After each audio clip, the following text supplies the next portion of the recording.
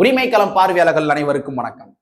இன்னைக்கான அரசியல் களத்துல எது சம்பந்தமாக விவாதிக்க போறோம் அப்படின்னா, நீங்க இந்த மிருதங்கம் இசைக்கருவி பாத்துறீங்களா? ரெண்டு பக்கம் அடிப்பாங்க மிருதங்கம் இசைக்கருவி. அந்த மிருதங்கம் இசைக்கருவி தான் திராவிட முன்னேற்ற கழகம். அந்த மிருதங்கம் இசைக்கருவிக்கு ஒரு பக்கம் தமிழக வெற்றி கழகத்தை சார்ந்தவர்கள் என்ன பண்றாங்க, அடி அடின்னு அடிச்சு வாசிக்க ஆரம்பிக்கிறாங்க. இன்னொரு பக்கம் பார்த்தோம்னா காங்கிரஸ் கட்சி அடி அடின்னு அடிச்சு வாசிக்க ஆரம்பிக்கிறாங்க. சோ மிருதங்கத்துக்கு இரண்டு பக்கமும் அடிக்கிற மாதிரி ஒரு பக்கம் தமிழக வெற்றி கழகம், ஒரு பக்கம் காங்கிரஸ், இவங்க ரெண்டு பேரும் சேர்ந்து மிருதங்கத்தை வாசிக்க ஆரம்பிச்சுட்டு இருக்கிறாங்க. தொடர்ச்சியா வாசிச்சுக்கிட்டே இருக்கிறாங்க. சோ அந்த வகையில மதிமுகவுடைய துரை வைகோ இருக்காரு இல்லையா, அவரு இப்போ உள்ள வந்து என்ன பண்றாருன்னா, கொஞ்சம் நானும் வாசிக்கிறேங்க அப்படின்ற மாதிரி அந்த மிருதங்கத்தை, திராவிட முன்னேற்ற கழகம் என்று சொல்லப்படுகின்ற அந்த மிருதங்கத்தை தற்பொழுது துரை வைகோ அவர்கள் வாசிக்க ஆரம்பித்திருக்கின்றார். அவரும் வாசிக்க ஆரம்பிச்சிட்டாரு. சோ அந்த மாதிரிதான் சமூக வலைத்தளங்கள்ல ஒரு செய்தி போய் கொண்டிருக்கின்றது. சோ அந்த மேட்ரு என்ன, அதற்கு பின்னாடி இருக்கிற அரசியல் என்ன, விவாதிப்பதற்கு பல்வேறு வகையான தரவுகள் இருக்கின்றது. அது என்னவென்று இந்த காணொலியில கொஞ்சம் டீட்டெயிலா பார்த்துடலாம். நண்பர்கள் அனைவருக்கும் இளம் பெருவழுதியின் இனிய வணக்கம். நாங்க பணிவந்து பார்த்துட்டோம்.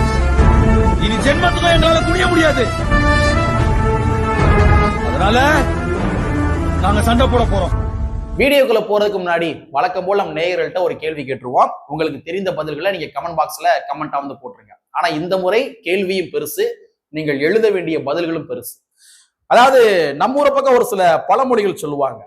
வேலி போட்டு வெள்ளாம பண்றது வெண்ணையப்பன், அதை நோகாம நோண்டி தின்றது தொன்னையப்பனா அப்படின்னு ஒரு பழமொழி சொல்லுவாங்க.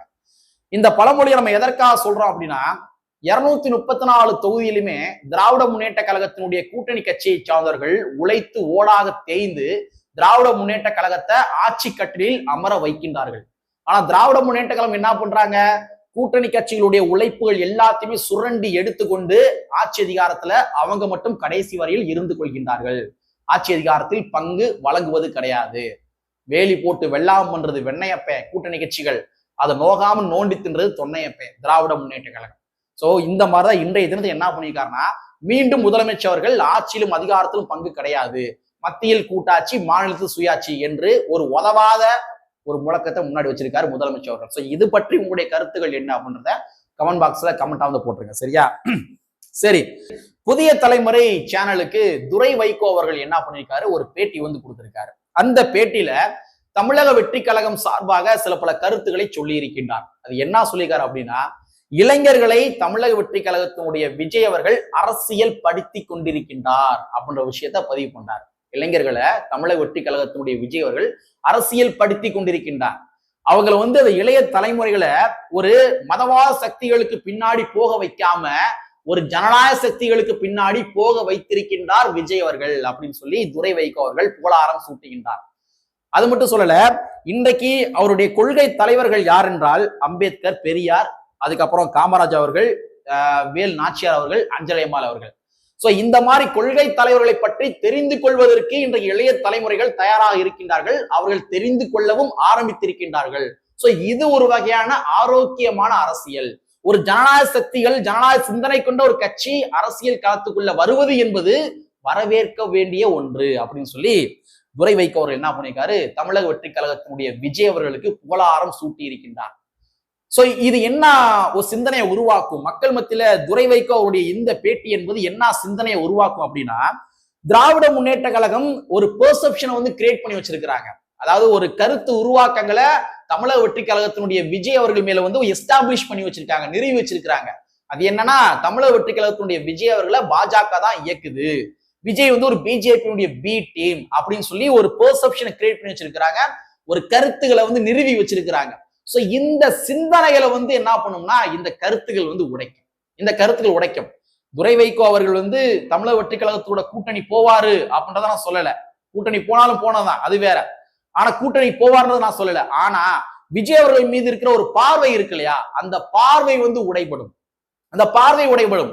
இன்னைக்கு வந்து துரை வைகோ அவருடைய கட்சியில இருக்கிற ஆட்கள், தொண்டர்கள் என்ன பண்ணுவாங்க, ஆமா அவர் சொல்றது கரெக்ட் தான், விஜய் நினைச்சிருந்தாரு அப்படின்னா அவர் வந்து தன்னுடைய கொள்கை தலைவர்களுடைய வரிசையில சாவர்கரை சேர்த்திருந்திருக்கலாம், இல்லாட்டி இதர பின்ன ஒரு இந்துத்துவ சிந்தனை கொண்ட மனிதர்களை சேர்த்திருக்கலாம் கொள்கை தலைவராக. ஆனா அவர் சேர்க்கவில்லை. அவர் சேர்க்காம இந்த ஐந்து தலைவர்கள் வந்து கொள்கை தலைவராக அவர் அறிவித்திருக்கின்றார் என்றால், அவர் நினைச்சிருந்தா மதவாத சக்தியில் பின்னாடி போயிருந்துக்கலாம்ல, ஆனா போகவில்லை. அப்ப ஒரு ஜனநாயகவாதி அப்படின்ற மாதிரி ஒரு ஒரு பார்வை வந்து உண்டாகும். அந்த பார்வையை உருவாக்கி இருக்கின்றார் துரை வைகோ அவர்கள். இது உள்ளபடியே ஒரு வரவேற்க வேண்டிய ஒரு விடயம். அதே மாதிரி துரை வைகோ அவர்கள் தமிழக வெற்றி கழகத்தோட கூட்டணி போவாரா அப்படின்னா எனக்கு தெரியல. பட் போனாலும் போனதுதான். எதற்காக இதை நான் பதிவு பண்றேன் அப்படின்னா, வைகோ அவர்களுடைய காலத்தோட இந்த மதிமுக வந்து முடிந்து போய்விடக்கூடாது. வைகோ அவர்கள் ஒரு ஓல்டேஜா வந்து இருக்கிறாரு. முதலமைச்சர் மு.க. ஸ்டாலின் அவருடைய சமகாலத்து ஒரு அரசியல்வாதி. அவர் வந்து மதிமுகவுடைய தலைவராக இருக்கிறாரு. ஆனா வைகோ அவருடைய காலகட்டத்தோடு இந்த மதிமுக போய்விடக்கூடாது. இது அடுத்த தலைமுறைக்கு வந்து கேரி ஃபார்வர்ட் ஆக வேண்டும். அதற்காக தான் துரை வைகோ அவர்கள் வந்து உள்ள வந்து கொண்டு வந்திருக்கிறாங்க. வைகோ வந்து உள்ள கொண்டு வந்திருக்கிறாரு. அப்ப துரை வைகோ அவர் யாரை நம்பி அரசியல் செய்ய முடியும் என்றால், அவரு அடுத்த தலைமுறைகளை மையப்படுத்தி தான் அரசியல் செய்ய முடியும். அப்ப அடுத்த தலைமுறைகள் என்று சொல்லப்படுகின்ற ஒரு மிகப்பெரிய ஒரு இளைஞர் மேன் பவர் யார்கிட்ட இருக்குன்னு பார்த்தோம்னா, அது தமிழக வெற்றி கழகத்தினுடைய விஜய் அவர்கள்ட்ட இருக்குது. அப்ப மதிமுகவுடைய கொள்கைகள், கோட்பாடுகள், மதிமுக நிறுவப்பட்டதனுடைய நோக்கம் என்ன, மதிமுகவுடைய அரசியல் என்ன, இது எல்லாத்தையுமே அடுத்த தலைமுறைக்கு கடத்த வேண்டும் என்றால் அதற்கு வந்து தமிழக வெற்றி கழகத்தினுடைய விஜய் அவருடைய இளைய தலைமுறைகள் தேவைப்படுகின்றது. சோ அந்த ஒரு பார்வையின் அடிப்படையில கூட துரை வைகோ அவர்கள் சொல்லி இருந்திருக்கலாம்.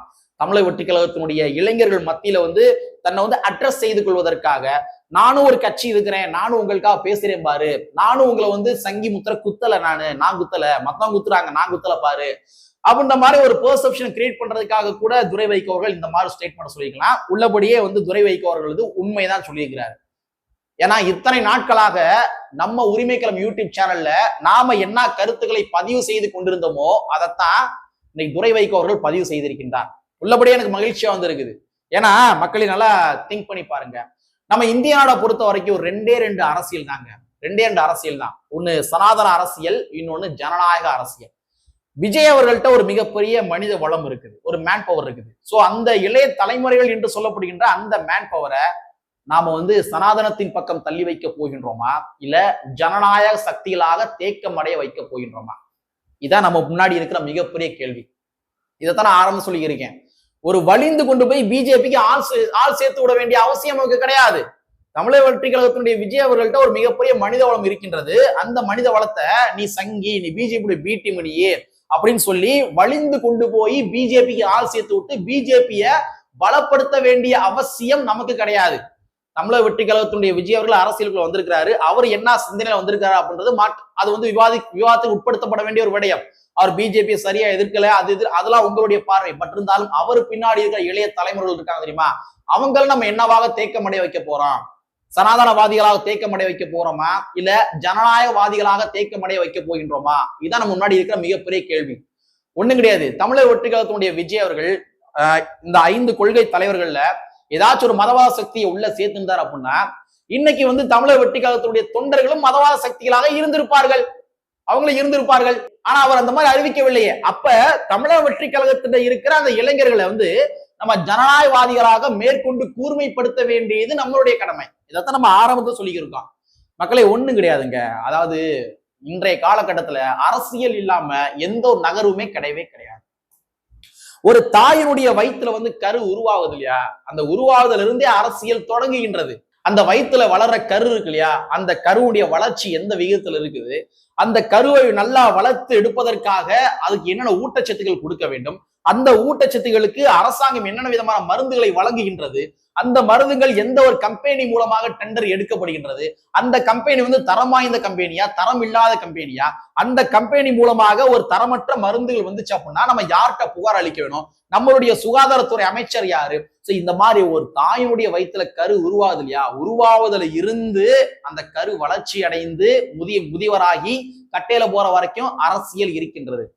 அப்ப இன்னைக்கு வந்து ஒரு செக்டார் பீப்புள், ஒரு இளைய தலைமுறைகள் அரசியலே கற்றுக்கொள்ளாமல் வெறும் ஓப்பனிங் ஷோ படம் பார்க்கிறது, பாலாபிஷேகம் பண்றது, இந்த மாதிரி ஒரு கேளிக்கை நிகழ்ச்சிகளில் ஈடுபட்டு கொண்டிருந்த பொழுது தமிழக வெற்றி கழகத்தினுடைய விஜய் அவர்கள் அரசியலுக்குள்ள என்ட்ராகி அந்த இளைய தலைமுறைகள் எல்லாத்தையுமே நீ கேளிக்கை நிகழ்ச்சியில் மட்டும் இருந்து விடாதே, நீ அம்பேத்கரியத்தை பேசு, பெரியாரியத்தை பேசு, காமராஜரை பேசு, வேல்நாச்சியாரை பேசு, அஞ்சலைமாலை பேசு அப்படின்ற மாதிரி ஒரு கொள்கை தலைவர்களை அறிவித்திருக்கின்றார் என்றால் இன்னைக்கு இந்த இளைய தலைவர்கள் அரசியல் கற்க ஆரம்பித்திருக்கிறார்கள்.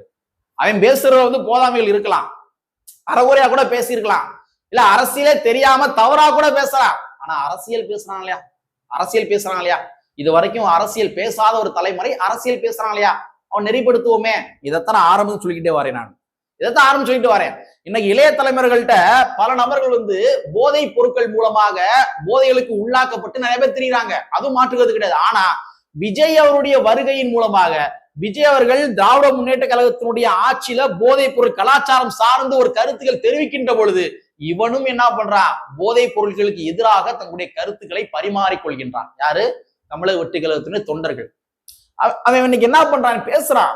ஏன் போதைப் பொருள் கலாச்சாரம் தமிழ்நாட்டில் நிறைய இருக்குது, எப்படி போதைப் பொருள் உள்ள வருது, யார் வச்சிருக்கிறா, யார் யார் இந்த போதைப் பொருள் சார்ந்த விடயங்கள்ல எந்தெந்த அரசியல் கட்சி உள்ள இன்வால்வ் ஆயிருக்கிறாங்க, எல்லா அரசியலும் பேசுறான்.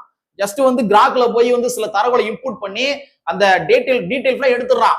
எந்தெந்த எம்எல்ஏக்கள் சாராய ஆளை வச்சிருக்கிறாங்க அப்படின்ற தரவுகள் முதற்கொண்டு அவன் எடுத்து டிபேட் நடத்த ஆரம்பிக்கிறான். அப்ப போதைப் பொருள் சார்ந்த விடயங்களையும் கூட இன்னைக்கு இளைய தலைவர்கள் எதிர்த்து பேசுகின்றார்கள் என்றால் இது வரவேற்க வேண்டிய அரசியலுங்க, இது வரவேற்க வேண்டிய அரசியல். இன்னொரு விஷயம் சொல்லவா, நம்ம தமிழ்நாட்டுல புரட்சியாளர் அம்பேத்கர் அவர்கள் மேல ஒரு மிகப்பெரிய ஒரு அவசியம் இருக்குது. ஏன் நம்ம திராவிட முன்னேற்ற கழகத்துல இருக்கிற தொண்டர்களுக்கே புரட்சியாளர் அம்பேத்கர் அவர்கள் மேல மிகப்பெரிய அவசியம் இருக்குது. இது திமுக மட்டும் கிடையாது, அதிமுக தொண்டர்களுக்குமே மிகப்பெரிய அவசியம் இருக்குது. அம்பேத்கர்ல ஏற்றுக்கொள்வதில் சிக்கல் இருக்குது. இன்னைக்கு பல கிராமங்கள்ல புரட்சியாளர் அம்பேத்கருடைய படம் இருக்காது, புரட்சியாளர் அம்பேத்கருடைய படம் ஒவ்வொரு ஊராட்சி மன்றத்தினுடைய அலுவலகங்களுக்குள்ளேயும் இருக்காது. ஆனா இன்னைக்கு தமிழக வெற்றி கழகத்தினுடைய அந்த தொண்டர்கள் இருக்காங்க தெரியுமா, அவன் அம்பேத்கரை தன்னுடைய வீட்டு அறைக்குள்ள மாற்றான். அவனுடைய கட்சியில தமிழக வெற்றி கழகத்துல எல்லா சாதியை சார்ந்த தொண்டர்களுமே உள்ள இருக்கிறாங்க. அந்தந்த சாதியை சார்ந்த தொண்டர்களும் கூட இன்னைக்கு அம்பேத்கர் அவர்களை தன்னுடைய வீட்டு அறைக்குள்ள மாற்றான். இது நடக்குது. எனக்கு தெரிந்த ஒரு அண்ணன் என்ன பண்றாருன்னா, ஒரு இடைநிலை சாதியை சார்ந்த ஒருத்தருக்கு விஜய் கட்சியை சார்ந்தவர் என்ன பண்ணாரு, கொள்கை தலைவருடைய தமிழக வெற்றி கழகத்தினுடைய கொள்கை தலைவருடைய அந்த போட்டோ ஃப்ரேம் பிரசன்ட் பண்றாரு. அவரை அந்த பிரசன்டேஷனை வாங்கிக்கிட்ட ஒரு இடைநிலை சாதியை சார்ந்தவன், அவன் வீட்டுக்குள்ள இன்னைக்கு அம்பேத்கர் இருக்கிறாரு. இந்த மாற்றம் உண்டா இருக்குது. அப்ப இதை நாம வரவேற்கணும். இது நம்ம அந்த இளைய தலைவர்களை மழுங்கடிக்க வேண்டிய அவசியம் கிடையாது. அதே மாதிரி சனாதனத்தின் பக்கம் தள்ளி வைக்க வேண்டிய அவசியம் கிடையாது. அந்த இளைஞர்களை ஒரு ஜனநாயகவாதிகளாக தேக்கமடைய வைக்க வேண்டியது நம்மளுடைய கடமை. அதைத்தான் துரை வைகோ அவர்கள் பேசியிருக்கிறாரு. உள்ளபடியே வரவேற்க வேண்டிய ஒரு விடயம். சோ மாற்றங்கள் உருவாகட்டும் என்பதனை கூறிக்கொண்டு, கற்பி ஒன்று சேர் புரட்சி செய்யும் புரட்சி அம்பேத்கருடைய வரியை கூறிக்கொண்டு நிறைவு செய்கின்றேன். நன்றி, வணக்கம்.